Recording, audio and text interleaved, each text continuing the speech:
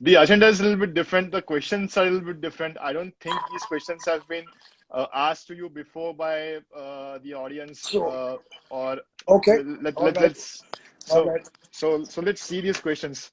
Kaizzad, so my okay. first question to you is, when you choose your career as a personal trainer, When I what did chose my your career, parents had to say about it? Aditya, I've always said in my principal's addresses to my students. Uh, of course, the principal's address started off much after you were a student. At that time, there wasn't any principal's address. But in all these addresses, I talk about the component of luck. And quite frankly, I have been lucky all along. There's never been a time where I've had an obstacle as far as this industry is concerned. Neither from my parents and my father. Again, these are things which you may think are being asked to me of the first time, but I've spoken about this many times. My father was what I believe the ideal parent, completely and totally neutral. Uh, really didn't want to push me into anything, and he left it entirely up to me. So, an advice to parents is that show faith and trust in your children, and that pays dividends. Because when you trust your child, the child also starts behaving very responsibly. When you suspect every move that your child is going to make, and you suspect every decision that he's going to make, then the child tends to rebel. So in my case, my father was perfectly okay as long as I don't do something that is unethical, dishonest. He was fine with everything. His only condition to me was become a graduate because the documentation is easier later on in life. And his favorite thing to tell me was that if nothing works out, at least you'll get a government job as a peon.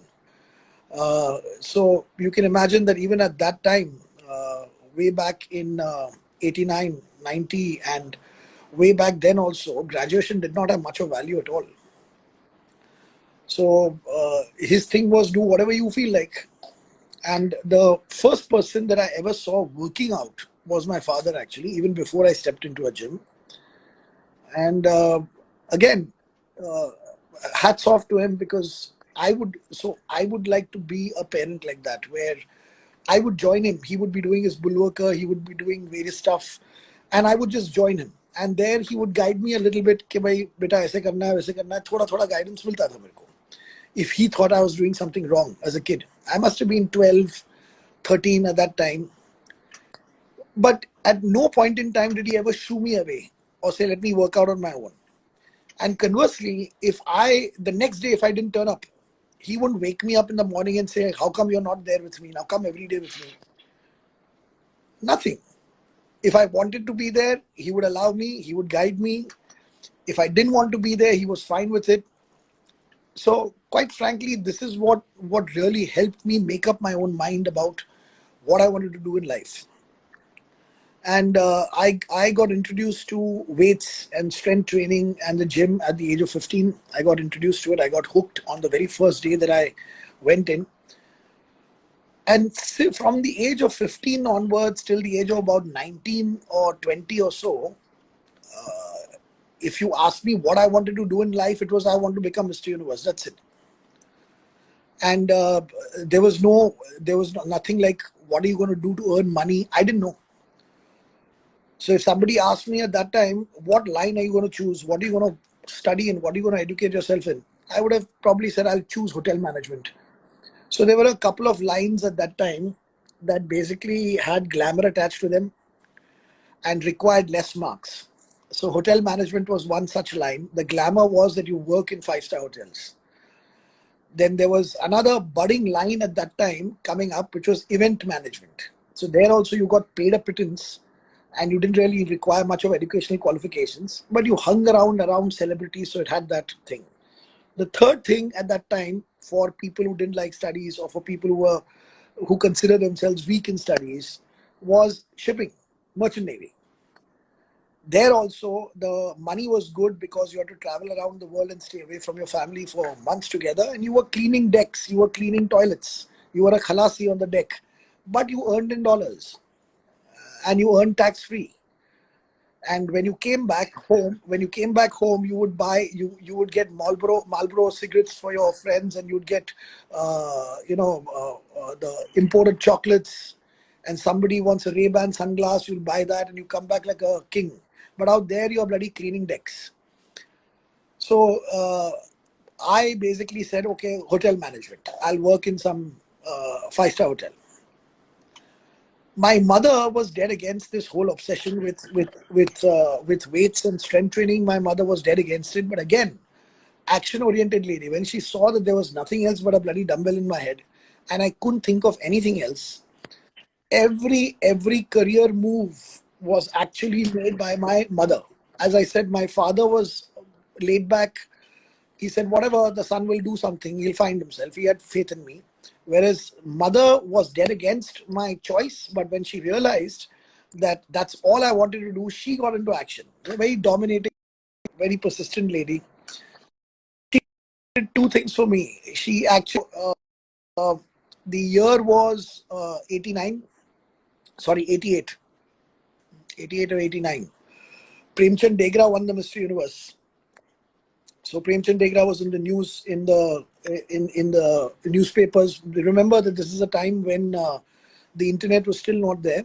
Any kind of research you had to do through newspapers, through TV and radio. So she found out about this, and what she read in the newspaper was Premchand Degra won the Mr. Universe and was an employee in the sports quota of Tata Steel. That is what she read. So she suddenly realized that her son could also get a job. Now, obviously, that was Premchand Degra, and I was competing at some district level stuff. But she won't back off. So she wrote a letter to the then managing director of Tata Steel, who was Rusi Modi at that time. A very, very big man, second to the Tatas, part of the Tata family kind of. And a handwritten letter. And the handwritten letters, normally for these big people like Rusi Modi, the letters are received by the PA. They don't receive the letters. And it all depends on the personal assistant's judgment as to whether that letter should go to the boss or not. So when she opened up the letter, my mother's letter probably, something connected and said that I must show my boss this letter.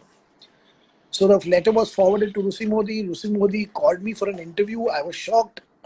I went to Bombay House, which is the headquarters for Tatas, and I met him. And suddenly I was signed up. He said, "Fine, go ahead." It was basically a Parsi, a big man's favor to my mother's letter, emotional letter. So then I found myself in Jamshedpur at JRD Tata Sports Complex. I had gone there for life. I'd packed my bags and gone there for life. That's all I wanted to do. Wow. But when I reached there, the diet that was given to us was some bloody kachori, samosa, jalebi kind of a diet with one boiled egg given as a sorry excuse for protein to us athletes in JRD Tata Sports Complex. So I remember even the surname of the executive director who was in charge of sports. He was one Mr. Bhasin. And I remember going to Mr. Bhasin and telling him that I'm a bodybuilder. I cannot represent your company well. I cannot win if you give me this kind of a diet. I need my protein. So Mr. Bhasin said, "Son, then learn to cook." And I had never entered a kitchen. My mother had never taught me how to cook. And there was no way I was going to start out because I was completely clueless in the kitchen at that time. And I was living as a paying guest with another old lady. So this basically was a big downer. I just couldn't get the food that I wanted. And the weather in Jamshedpur, when I went there in January, it was 8 degrees. By March, 8 degrees is fine for me. I love the cold. But in March, it shot up to 49 degrees. So wow. It was a crazy time. I was going out of my mind in that heat. And the heat is constant, even in the night. Even in the night, if you want to take a cold shower, you cannot take a cold shower. There's hot water coming out of this thing without a geyser. So my performance really dived. I remember I did a nationals from representing Tata Steel. I went for nationals, but I was in such bad shape that I came out of the top 10. Then I remember again going to the big wigs there and asking them for a transfer to Mumbai, desperately saying that I will be able to do you service if you can just get me back to Mumbai, and I promise you I can start winning titles and I can start doing well in the sport for which you've taken me. Please don't keep me here in Jamshedpur just because of some rules and regulations. I was clearly told that you are not going anywhere. An athlete has to stay in the JRD Tata Sports Complex. You cannot go anywhere else. So I had resigned myself to staying back, but a particular incident happened. I got to know that a billiards player who was representing Tata Steel, a billiards player basically got transferred to Mumbai, and that was too much for my brains. Unfairness, hypocrisy, I can't stand it. At that time, that was too much, and I decided to quit. And I remember that I ran off from there. Actually, I had a bullet with me, and I made the trip from Jamshedpur to Mumbai on the bike because I thought I didn't have money to fly, and I realized that I spent more on the petrol than the air ticket. And it was for the first time. I remember on the bike, it was for the first time that I saw a 4-figure milestone, because it was 1900 kilometers from Jamshedpur, and they start counting Mumbai 1900 kilometers away. Wow. And anyway, I covered up that distance in about 4 days, 3.5 days actually. And I ran off from there and I quit from Tata's. After I quit from Tata's, my mother again insisted on doing something. At that time, I used to have a lot of fights with my mother, but I owe her everything. And she then started doing her own research again. She found that the only person who could give jobs at that time, the only person who was capable of giving meaningful jobs, was this one gentleman called Mr. Madhukar Talwalkar. And he was setting up gyms all across. And I lived in a suburb of Mumbai, Thane. That's where I lived. And she heard that Mr. Madhukar Talwalkar is setting up a Talwalkar's gym in Thane. And the work was going on. And my mother would go religiously every day to that place where the construction was going on. Every single day she would go. Because her logic said that if Madhukar sir will come here one day, because interior ka kaam dekhne ke liye aayenge, supervise karne ke liye aayenge, naya gym khul raha hai. So she would go every day. On one particular fateful day, he happened to be there. She approached him directly. She said, "You need to call my son and give him a job. He doesn't know anything to do, but this is the only thing he can do." And Madhukar sir actually told her, as per my mother, he told her that, but I know your son because I used to be a competitive bodybuilder and he was the president of the federation. So he said, I know your son very well, but he's never come to me for help. So she said, no, he's shy. He's not going to come. You'll have to call him. So he actually called me. And as fate would have it, as luck would have it, around that same time, the Bajaj industrial family, they were after Madhukar sir for a personal trainer. They were asking Madhukar sir continuously that we want a personal trainer, please send somebody home. And the point was, I guess Madhukar sir didn't have somebody really good enough to send to the Bajaj family, because the Bajaj family expected, so he's the biggest man in the industry. Even then, he was the only big man in the industry, and the richest people in the country, the topmost people in the country, for any of their fitness requirements would connect with Madhukar sir, would ask Madhukar sir. And these guys, I mean, when you talk about the Bajaj family, you're talking about families like Bajaj, Reliance, Birlas, Tatas. These are the people that, move the economy of the country. So these people did not want to come to Madhukar sir's gyms. They didn't want to take membership there, but they wanted Madhukar sir only to arrange for a personal trainer. So because my mother had asked him and he had called me, the moment I walked into his cabin, within a few seconds that you become a personal trainer. And I guess, so my imagination says that he must have just put the phone down with the Bajaj family. The Bajaj family must have been pestering him, saying, Madhukar sir, please, kisi ko to bhejo, kab se bol rahe hai? That is my imagination. Because I guess he put the phone down and I guess I entered and he was like, you become a personal trainer. You go to the Bajaj family. And I remember saying, okay, fine, but what is that? I mean, I didn't know what a personal trainer was at that time. So the concept was not known. So he said, you'll have to go to people's houses and you'll have to train them. So I said, okay, do they have equipment? So he said, no, you will have to suggest equipment, and you'll have to teach them body weight exercises over there and all that. I said, okay. See, from the background that I came from was the fact that I was obsessed with strength training, with increasing strength, and I was obsessed with getting there as fast as possible. So I was always extremely curious about, is there a better way? Am I doing the best possible things to increase strength? Is my workout the optimal?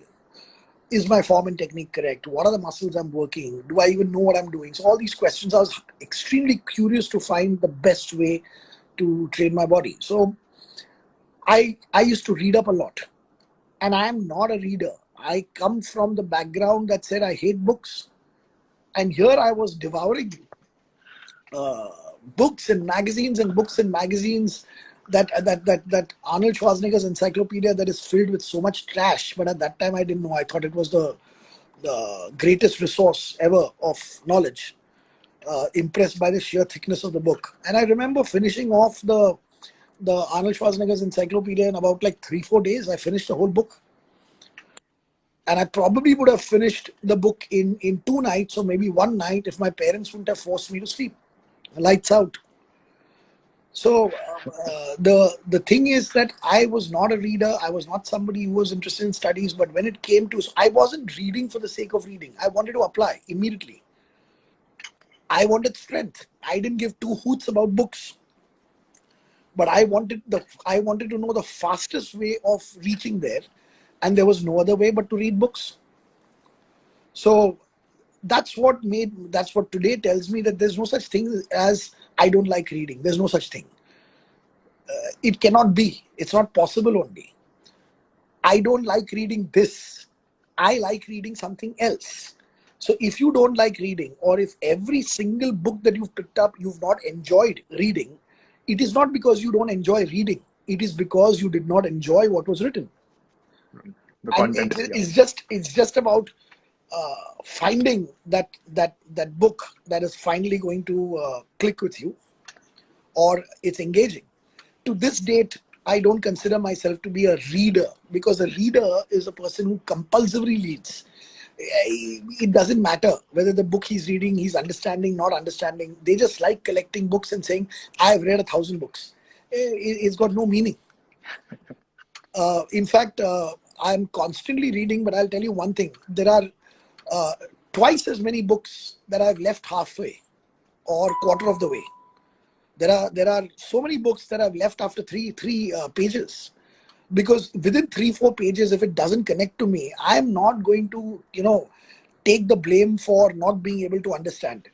It is the writer's job to make me understand. If the writer has written it in a language, so that way I'm very secure with my intelligence. If I can't understand it, it's because the writer has written it in a very complicated manner. And I throw the books, and I advise all of y'all to not beat yourself up about not being able to finish a book.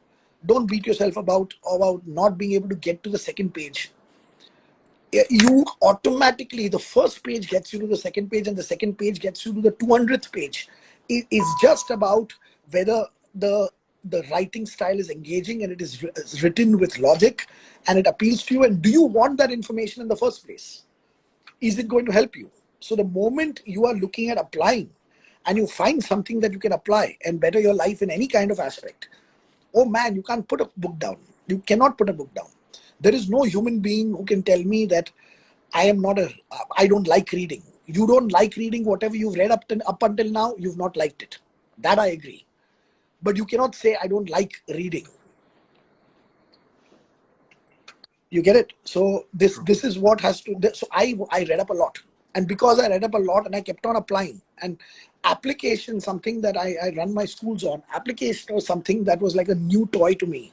So when during my time, when parents used to come from abroad, they would open up the big suitcase at 2 in the night, 3 in the night when their flights would land, and then they would remove some special toy for you. And if we remember those days, we will remember that we wanted to sleep with the toy. We wanted to play with it right then and there. We couldn't wait till the morning to play with it. So for me, any new knowledge base that is going to work better, or it's going to work faster, I want to do it then and there. So if I was reading something at 2 in the night, if I had a vehicle at that time with me, and if I had a gym that I could open at any time, believe me, I would have gone straight to the gym at 2 o'clock to apply what I've learned. Now, since other people around gyms did not read and I read, I ended up knowing more than them. Whether correct or wrong, there were a lot of things that I read that were wrong, that were disproved. So I just knew more than them. And then I saw another trait in me, which was a compulsive need to correct people who I thought were making mistakes. And this is not because I want to put everybody on the right track. This is not because that I care for them. It is just my compulsive need that if he's doing something with the wrong form and technique, I have to go there and correct it. And initially, it used to irritate a lot of people around me. The reactions that I would get is, I never got a reaction saying that, Kaizzad, thank you so much. That is great advice. And I'd like to know more. The reaction was, Are tu jana yaar, kyun dimag kha raha hai? That is the kind of reaction I would get when I would talk about science, or I would say, yaar, tera form and technique galat hai, tu aisa karega. Are tu jana? This used to be the standard refrain. And I would not stop in advising even people more muscular than me, and that used to bloody rankle them like crazy. So somebody with bigger arms than mine, tu apna dekh. Then I also got into trouble because when trainers used to train in the gym, the members, I would get in between and tell the member he's training wrongly. I would point out mistakes. And so I was that kind of a guy, and I got thrown out of a lot of gyms, a hell of a lot of gyms I got thrown out of. And I remember towards the end when I was running out of gym options, because, every gym would say, Kal se mat aana karke. When I was running out of options, I remember this distinctly, that I was working out. I also remember that I was doing bent over rows. That much I remember. And I remember coming to start the set, and suddenly I see somebody, and that is something that's not very clear as to what that person was doing, but that person was doing something wrong. And I remember, straight away leaving my barbell. I had not started the set yet, and walking towards him. And I clearly remember the thoughts in my head, which said, Kaizzad, muh band rakh, ye gym bhi gaya, ye dusra gym nahi hai. Your workouts. So I had to put a lot of willpower into shutting my mouth and minding my own business, so to speak. But I'll unnecessarily get thrown out of here also. Let me not repeat those same mistakes. So again, this compulsive need to teach was there. And when Madhukar sir told me what exactly a personal trainer does, I will be going home and I'll be giving kind of tuitions, or I'll be training people, and obviously they'll be listening to me because I'll be going. My excitement was on a different level altogether. I even remember turning around and moving out of the cabin, Madhukar sir's cabin, and then again returning back saying, Madhukar sir, kidhar jana hai? Where is the address? I didn't know the address. I had not asked the address. He said, it's in Pedder Road. Pedder Road is about, I know now, with GPS and everything, Pedder Road is about 40 kilometers from my house in Thane at that time. And at that time, GPS was not there. We never spoke in terms of kilometers. So we would always speak in terms of time. Right. Yeah. So I remember asking Madhukar sir that, so Madhukar sir told me 7 o'clock you reach there. So I was supposed to do Monday, Wednesday, Friday, 7 o'clock. It's the first time that I heard the abbreviations MWF TTS. I'd never heard that. I said, what is that? So he told me you'll be going alternate days to them, 3 days a week. I said, how much to charge? He said, 1,500 rupees. I got mad because, see, 5,000 rupees was a very good salary at that time. And 1,500 rupees for 12 hours a month. See, one working day is 9 hours. So I'm getting paid 1,500 rupees for just 1.25 day of work. I couldn't believe that. So I said, they'll give. He said, yeah, you asked 1,500 rupees. And I remember asking him, sir, 7 baje, if I have to reach there, I remember speaking in Marathi to him as to speak. But if I have to reach there at 7 o'clock, what time do I leave from home? I'm going on the bike. So he just thought for a while. He said, "Tu 5:30 baje nikal." So 5:30 in the morning, if I leave, I will be there at 7 o'clock, which is a 1.5 hour ride. And that also excited me because today the youth is very weak. I'm sorry, but today if I tell somebody that I'm giving you a fantastic job, and that gym, that great premium gym where personal training potential is huge, is 40 kilometers away from your house. Hey, sir, आसपास में Don't really देखो. go. Sir, it is too far. Absolutely. Sir, my back pains on the bike. I said, back pains on the bike? What are you doing in the fitness industry? So the weakness is there. And for me, the bike was new. And I know you and me have that in common, our passion for bikes. And the bike that I had was hardly any bike to be passionate about, but it was my first bike, which was the Hero Honda. So the first bike, geared bike, not a moped. So it was something Right. that I really cherished. And at that time, the Hero Honda was also a very premium bike, right? And so the only thought that came to my mind is that I will be taking the Eastern Express Highway to go from Thane to town. And highway means that I will be able to speed up. Bhagane ko milega. That was the excitement. 1.5 hours did not faze me at all.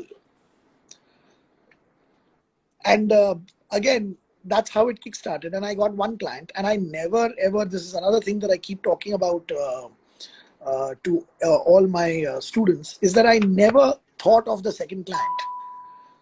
And I didn't realize at that time that the philosophy that I was abiding by, which today I know is extremely powerful, is that you build your future by excelling in the present, which means that if I have one client, I don't start looking for the second client. I start focusing everything onto that client.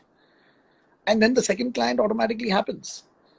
And my thought is not how do I go from one client to 10 clients. My thought is how do I train this client even better? How do I impress him even more? What more can I do for him? My focus was on becoming a better personal trainer for that one client. And that got me the second, third, and within about a year, I think, year and a half, or maybe max 2 years, my 20 slots were full. 20 is the maximum I could do. That was exactly 10 clients per day. That's how I'd kept my slots also. So Monday, Wednesday, Friday, 10 clients, and Tuesday, Thursday, Saturday, 10 clients. And I had 20 clients all the way through till my time when I moved into managing a gym.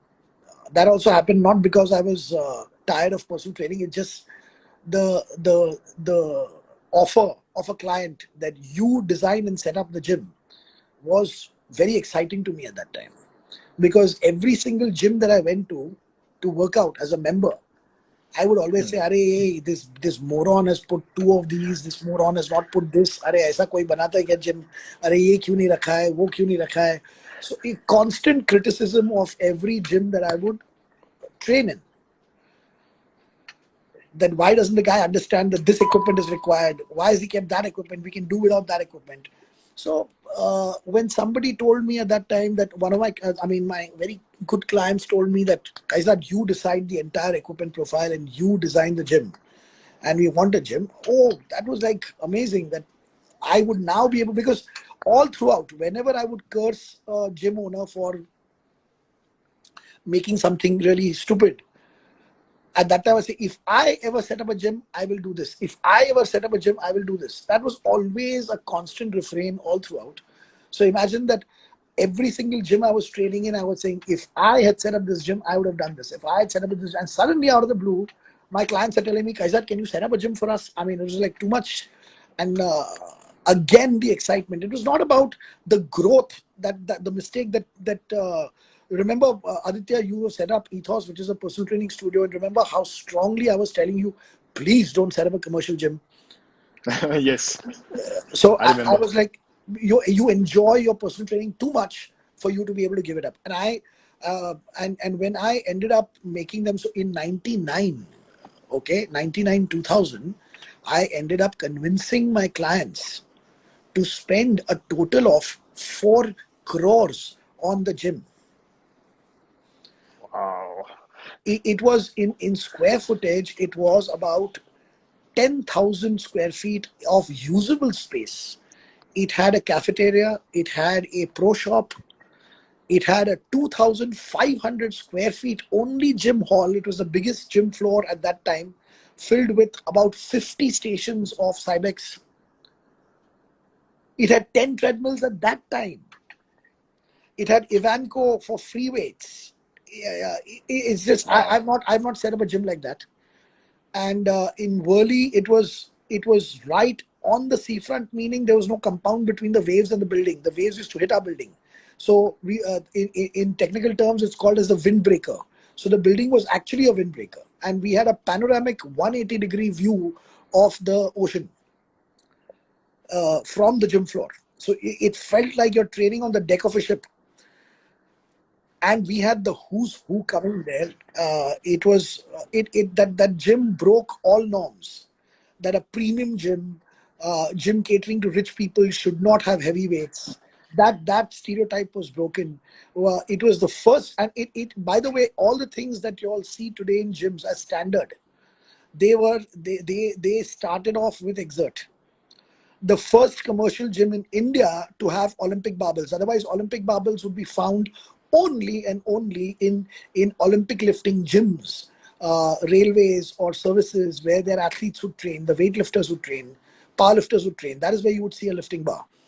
But Exert was the first commercial gym to have Olympic barbells. Exert was the first commercial gym to have dumbbells above 60 pounds. That means that I went up to 150-pound dumbbells. And all Ivanco. And I was not interested in being a trendsetter. I don't give a damn whether it's been done before or whether it's not been done before. I don't want to be the first to do it. I'm not interested in becoming a pioneer. I'm interested in doing something that is right and correct.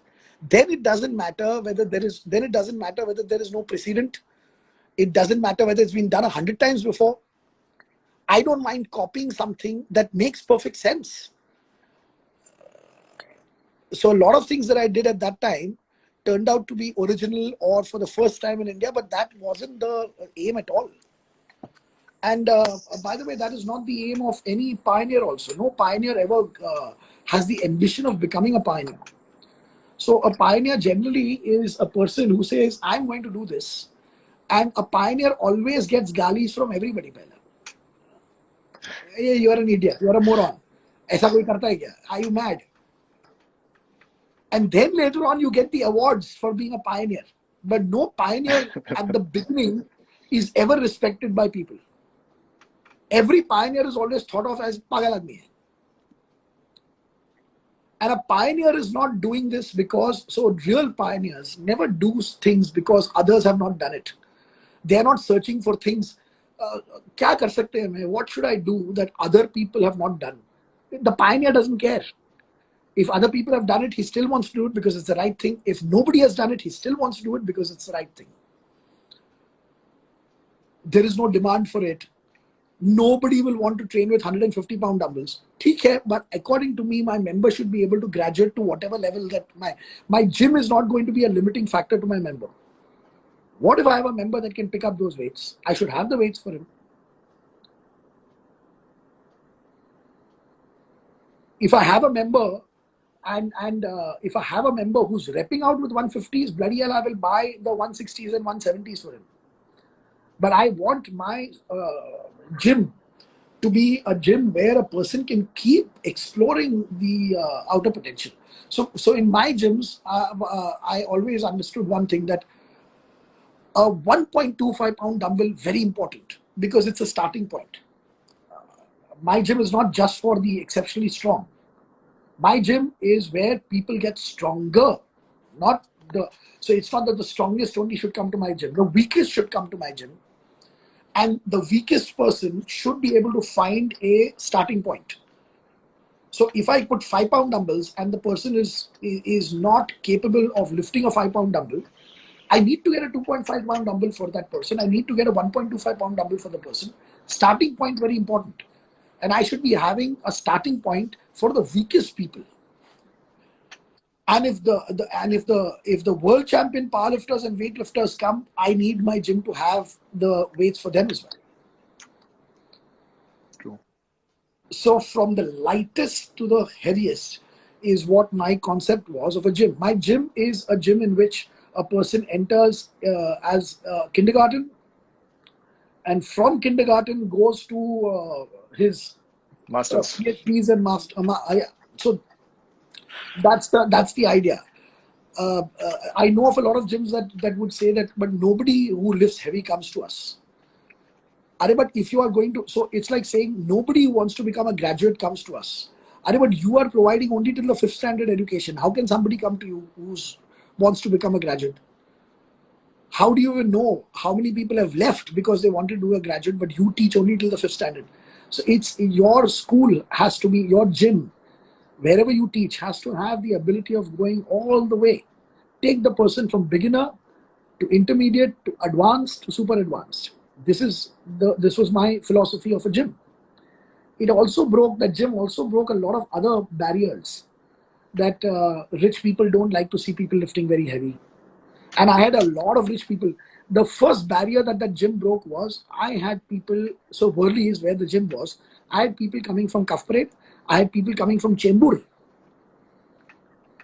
And everything in between, because it was a one-off place.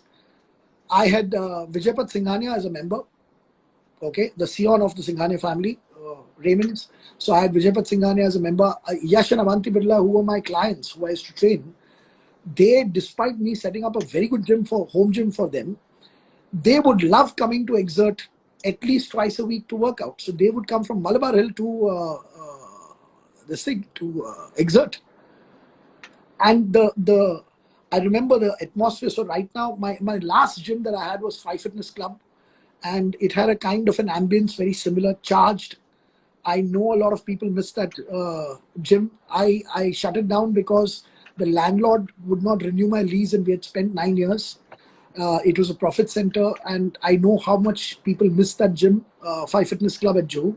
It had that vibe where you could come in with a completely, so the vibe is what, the ambience is what is, that people are serious there to work out.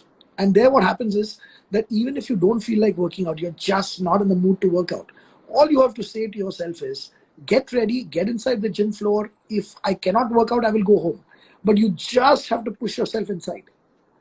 Even the people who would come only for socializing to the gym, they had no choice but to work out seriously, because everybody else was working out seriously. Chit chat karne ke liye hai kaun? Everybody is focused. And we wanted our advertising and marketing also to say something like this, that you want to socialize, go find another gym, because you're going to be sorely disappointed here. So it's supposed to be a very in-your-face marketing, that if you want the gym to ensure that you have a good productive workout, come here. For socializing, networking, go elsewhere. And it worked, because the retention of the gym was huge. When you make a person, when you make a person do productive workouts, meaningful workouts, when you make each person connect to performance, and the person is measuring performance, then you don't have to worry about your members renewing. So we were kings of renewal. And people would, and by the way, I remember I got caught up in price wars unnecessarily with other gyms. So kept on, for sale. And then I realized that mistake. And then what I did was, I started increasing the rates. And it actually worked. So we are the only gym that got out of a hole, okay? That got out. So we were in around 4 years before shutting down, we were in a major mess. We had totaled our price a lot. And then we actually, in that loss-making time, we actually invested more money. We revamped the whole place. We corrected everything that was wrong. And we increased the price. And probably we are the only gym that has actually gotten out of the hole by increasing price. Normally when gyms get into a hole, they drop price. And we increased the prices by 50%. We had gone down to 15,000 and all that, and we jumped straight to 25,000 unyielding annually. At that time, gyms, though my area was very expensive, at that time gyms, the price war was huge. And Exert again was the first gym that actually broke that whole stereotype. I had 65-year-old grandmothers, okay, 65-year-old grandmother doing bento rows with 10 pounders, and right next to her there used to be this powerlifter lifting 600 pounds, and he would drop those 600 pounds with a thud, and the grandmother would go and pat the back of the powerlifter saying, "Beta, bahut taakat hai tum mein." That was the vibe. Wow. The grandmother and the powerlifter on the same floor, 5 feet apart. The grandmother, taking her bento rows seriously, those 10-pound dumbbells in her hands, and the powerlifter lifting 600 pounds, all on that one floor. They fed off each other. In fact, I remember that in the changing room of Exert, so the gents and the ladies changing room was divided by a wooden partition. Actually, we could normally hear conversations happening. I remember very clearly that the ladies were conversing very differently to the ladies at that time. There was a shift. And remember, we are talking about 2000, 2001. So in 2000, 2001, can you imagine one lady telling another lady that I finally made it to the black dumbbells? Now, what the black dumbbells were was that till 55 pounds, we had the metal dumbbells, and the vinyl dumbbells started from 55 onwards. So she had done her shrugs with 55 pounds. And so the conversation was not, I lost so many kgs or I lost so many pounds. The conversation was, I lifted this much. Okay. And that was ladies talking. They were talking about how much weight they lifted rather than how much weight they lost. It was a landmark. And not many people know, but this is something that I had said recently. And spinning, right? Spinning. Right. So right. one of our boys was doing very well. I call him our boy because he started off with us. He's doing very well in spinning. And his name is Bakar. He's made a good name for himself. He's made a good brand for himself. And he was with us, right? Kaizzad, on our bike ride. Yeah, of course he was on the bike ride with us. And he's got his own brand called as Top Spin. He's doing very well. So he will attest to the fact that spinning started off in India through Exert, through my gym. I was the first one to get spinning down. So we were looking for group fitness options, and spinning had just started. It was Johnny G, the Tour de France cyclist. Arjun Garewal is saying Aditya has asked only one question so far.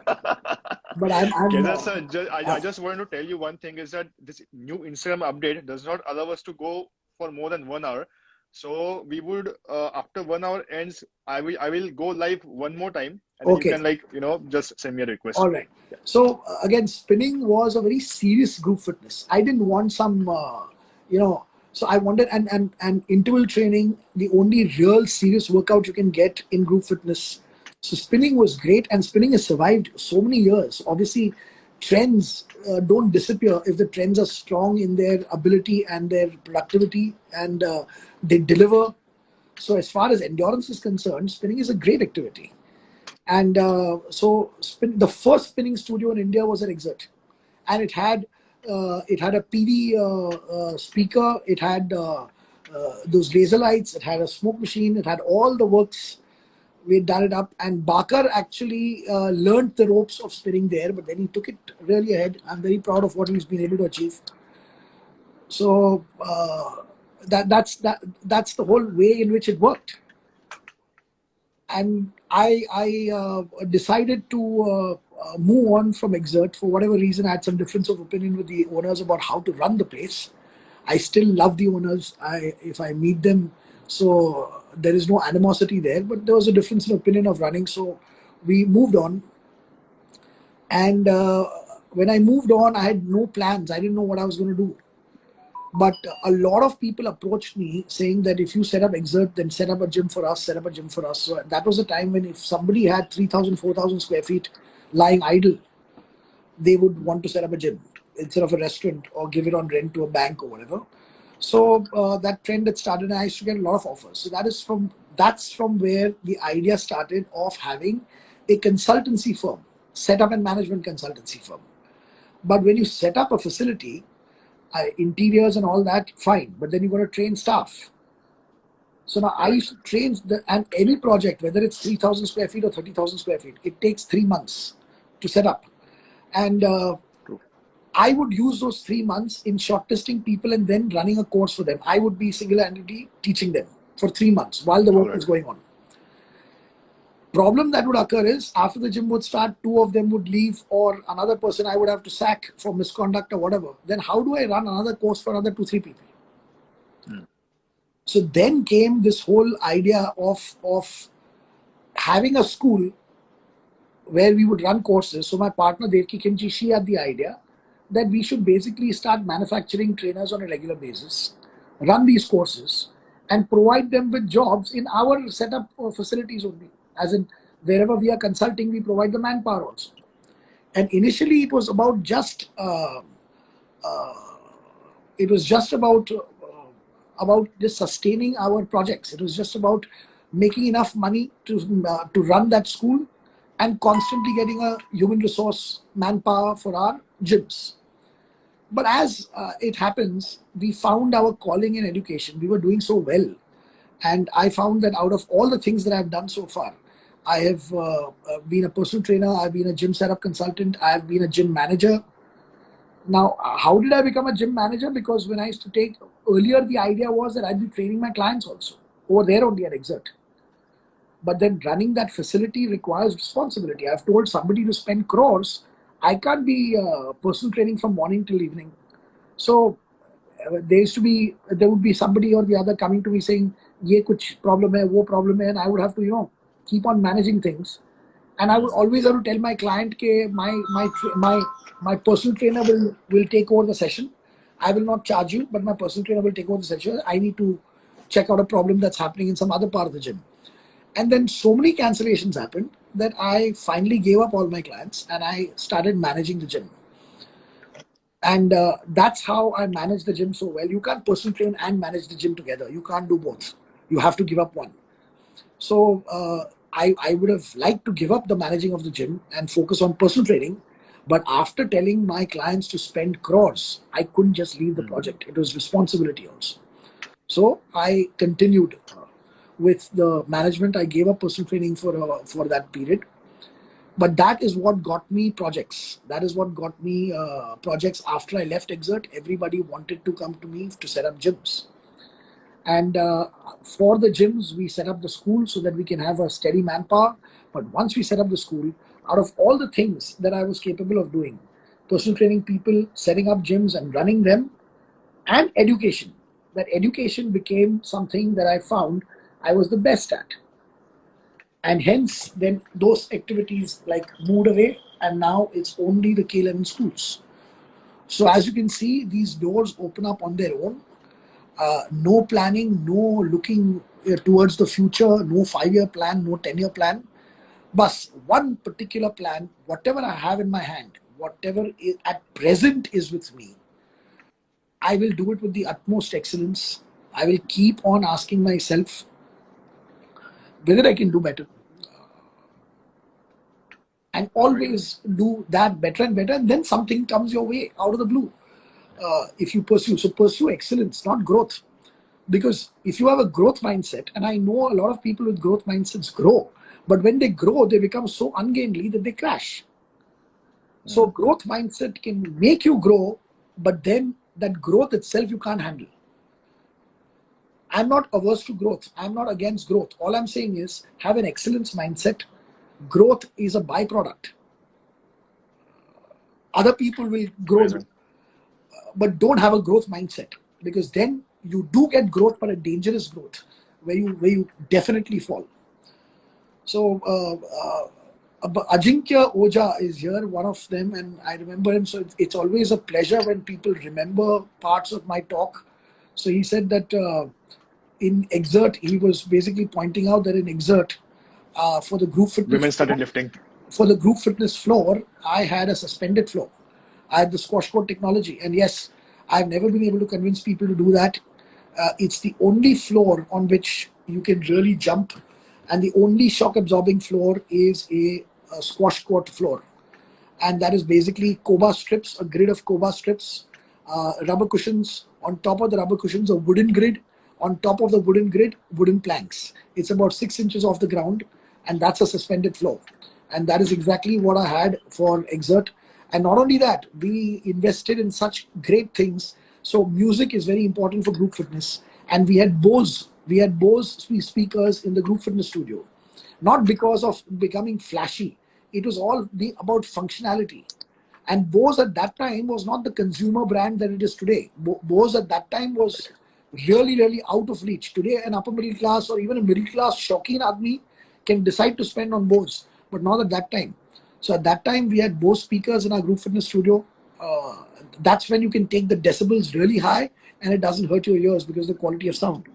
So acoustics, Right. we had even treated the room for acoustics. We had gone that extra mile in doing everything correctly. I have not been able to convince other of my consultancy clients. That's why I don't enjoy consultancy anymore, because everybody says aap bolo, baad mein koi sunta nahi hai. Then they say no, it's too expensive, this, that, and all that. So that's the whole story. So as you wanted my story in a nutshell, that's the story. No planning, and luck, a lot of luck. It was luck that my clients said, you set up a gym. It was luck that my clients actually meant it, and my clients spent on everything that I put a tick mark on. So that was luck. Because it became the best gym in the country, after I left, so many people approached me for setting up gyms. That was luck. The fact that I set up gyms and there was a need for human resource, and the way I was doing courses before every gym starting did not work out. That was luck that the idea came to my partner, Devki. She had this idea that I should have a school, and she had a property in Santa Cruz, which still is there, the same property. So without luck, you cannot be successful. Any person who says, don't call me lucky, it's all hard work, is talking bullshit. I've never worked hard in my life. I have been on a high. That's something that I keep telling people that. So too much emphasis on luck. Yes, Venkat, absolutely. Without luck, you can't do anything. And there is nobody on this planet who's unlucky. The definition of an unlucky person is a person who cannot recognize luck even if the luck is hammering on his forehead. So if you cannot recognize luck when it is there in front of you, so another word for luck is opportunity. I never got any opportunities. It's not that you never got any opportunities. Your bloody eyes were shut. The opportunity probably smacked you on your ass, but you didn't recognize that there was an opportunity around. So this is what you have to understand, that luck is, so luck, without luck you can't move. And after you get lucky, what do you do is the main thing. Luck is not enough. So it was my luck that I got the Bajaj's as my first client, and that's how I got all the other industrialists also. But what did I do with that luck? Did I miss days? Did I train them with less interest? Did I neglect them? If I'd done that, what would have happened? It was my luck that Madhukar sir told me, go there, the Bajaj family, Pedder Road. And imagine what would have happened if I would have told Madhukar sir, thoda aspas nahi milega, 40 kilometers dur. Would I be sitting here?